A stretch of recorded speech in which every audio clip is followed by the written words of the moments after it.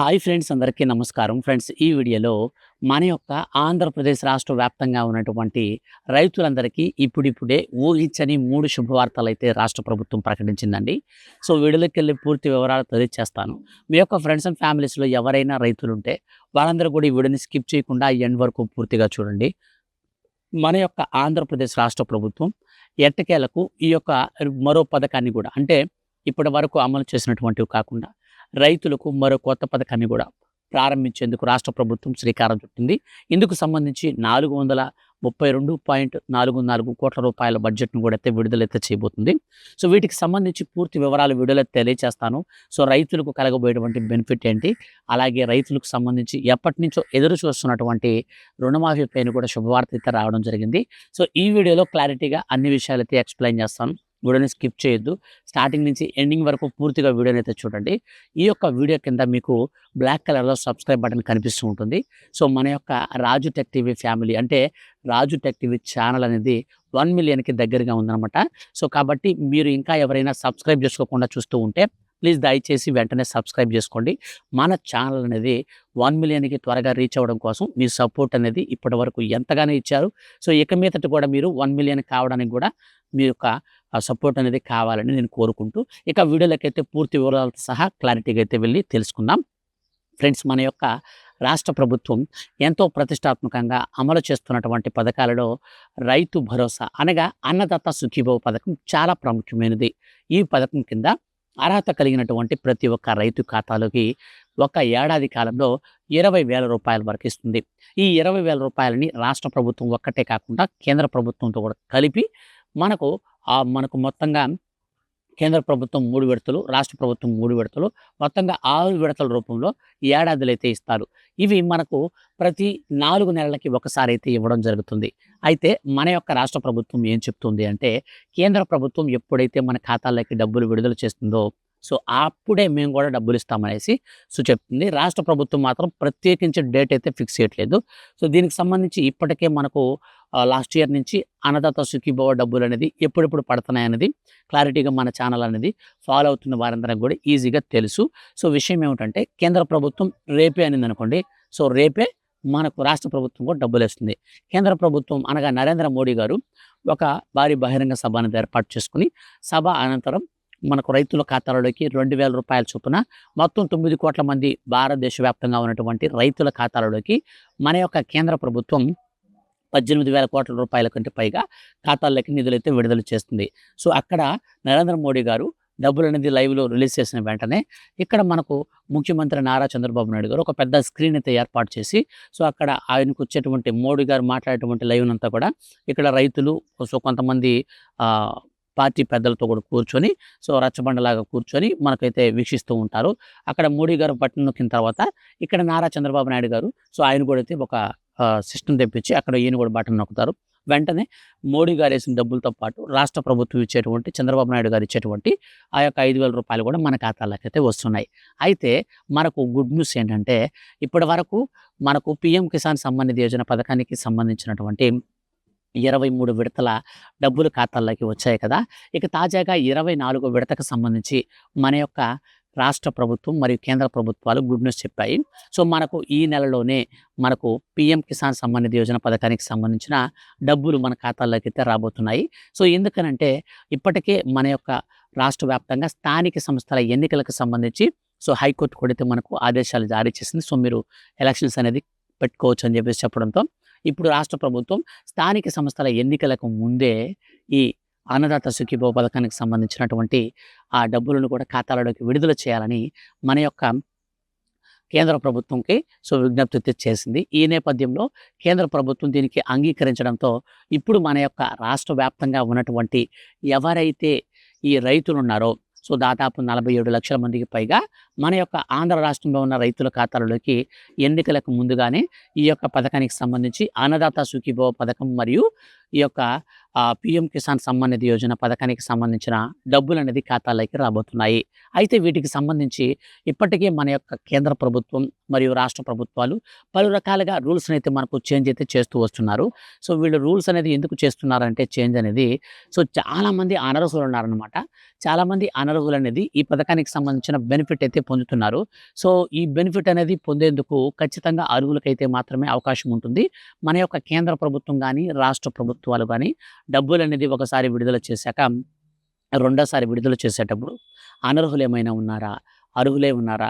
So, వీటికి సంబంధించి reverification ప్రక్రియ అయితే చేస్తుంది. ఈ రీవెరిఫికేషన్ ప్రక్రియ అనేది మనకు ఏ విధంగా జరుగుతుందో తర్వాత నేను చెప్తాను. రైతులకు సంబంధించి మనకు మరో అప్డేట్ కూడా అయితే రావడం జరిగిందండి. సో, మొత్తంగా 3 కదా! ఫస్ట్ అప్డేట్ అనేది ఇది. సో, దీనికి సంబంధించి మనకు రైతుని ఏ విధంగా వెరిఫికేషన్ చేస్తారో కూడా క్లారిటీగా చెప్తాను. సో, ఇక మనం రెండో అప్డేట్ చూసుకున్నట్లయితే ఎవరైతే రీసెంట్‌లీ వచ్చినటువంటి వర్షాల వల్ల సో, 2025 సో, డిసెంబర్ ఆ ప్రాంతంలో మనకు అక్టోబర్, నవంబర్, డిసెంబర్‌లో సో, ఆ ప్రాంతాల్లో వచ్చినటువంటి భారీ వర్షాల వల్ల పంట నష్టపోయినటువంటి రైతులున్నారు.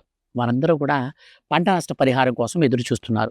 సో, వాళ్ళందరి ఖాతాలలోకి మన యొక్క ఆంధ్రప్రదేశ్ రాష్ట్ర ప్రభుత్వం 400 కోట్లకు పైగా డబ్బులనైతే విడుదలైతే చేయబోతుంది. సో, దీనికి సంబంధించి ఇప్పటికే మనకు బడ్జెట్ అనేది కూడా కేటాయించారు. సో, మొన్న జరిగినటువంటి ఈ క్యాబినెట్ మీటింగ్‌లో కూడా దీనికి సంబంధించి కంప్లీట్‌గా కన్క్లూజన్ కూడా ఇచ్చారు. సో, ఎవరైతే ఇంకా పంట ప్రీమియం అనేది కట్టుకోలేదో అటువంటి వారందరూ కూడా సో, ఈ క్రాప్‌లో పంట అనేది మీరు నమోదు చేసుకోవచ్చు. సో, మెసేజ్‌లు కూడా చాలా మందికొచ్చాయి రైతులకి.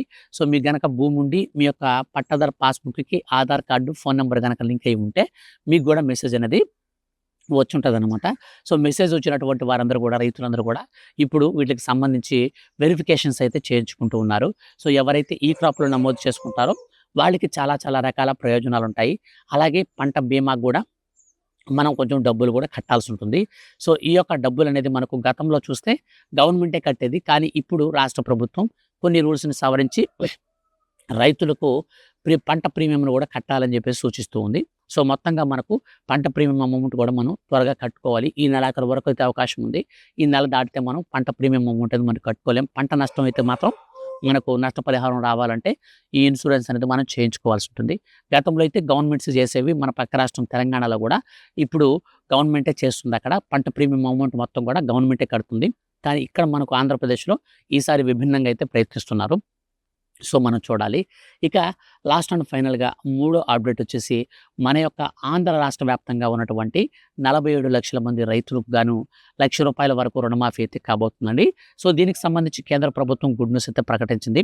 సో, కేంద్ర ప్రభుత్వం ఈసారి ఎల్ నినో ప్రభావంతో రైతులకు సరిపడా వర్షాలనేది ఉండవని సో, ఈ సందర్భంగా రైతులకు పంట దిగుబడి, పెట్టుబడి కింద పెట్టేటువంటి ఖర్చులకు కూడా సరిగ్గా డబ్బులైతే రావని మన యొక్క కేంద్ర ప్రభుత్వం భావించి ఈసారి వర్షపాతం లోటు వర్షపాతం గానీ, లేదా ఉంటే అతివృష్టి గానీ, అనావృష్టి గానీ ఈ రెండిట్లో ఏదైనా సరే ఏర్పడే అవకాశం ఉన్నందున రూ.